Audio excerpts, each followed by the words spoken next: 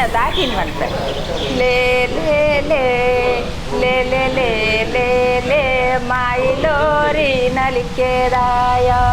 ಮನ್ಸ ಎನ್ನುವುದು ಮನುಷ್ಯ ಎನ್ನುವುದು ಬಂದಿರುವಂಥದ್ದು. ಕೀಳರಿಮೆ ಸೂಚಕ ಪದ ಅಲ್ಲ, ಇದು ಗೌರವ ಸೂಚಕ ಪದ.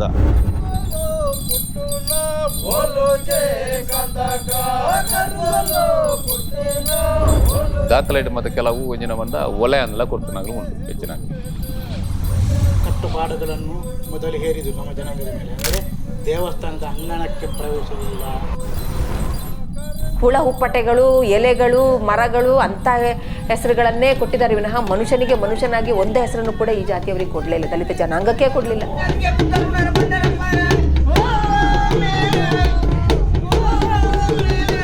ರಾಜಕೀಯದಲ್ಲಿ ಕೂಡ ನಾವು ಅಸ್ಪೃಶ್ಯರಾಗಿ ಉಳಿದಿದ್ದೇವೆ ಅನ್ನೋ ನನ್ನ ಭಾವನೆ ಇದೆ. ನೀವು ಆದಿಜಾಂಬವನ, ನೀವು ಹೊಲೆಯನ ಅಂತ ಕೇಳ್ತಾರೆ.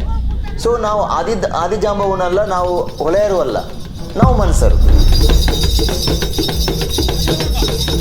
ನಮ್ಮ ಯುವಕರಲ್ಲಿ ನಾನೊಂದು ಕೇಳ್ಕೊಳ್ಳೋದು, ಈ ಮಾದಿಗ ಸಮುದಾಯದವರು, ಹೊಲೆಯ ಸಮುದಾಯದವರು ಹೇಗೆ ಹೇಳ್ತಾರೆ ಜೈ ಮಾದಿಗ ಅಂತ ಹೇಳ್ತಾರೆ, ಹಾಗೆ ಕೂಡ ಜೈ ಮನ್ಸ ಅಂತ ನಾವು ಹೇಳುವಂಥ ಮನೋಭಾವನೆ ಪ್ರವೃತ್ತಿ ನಮ್ಮಲ್ಲಿ ಬೆಳೆಸ್ಕೊಳ್ಬೇಕು.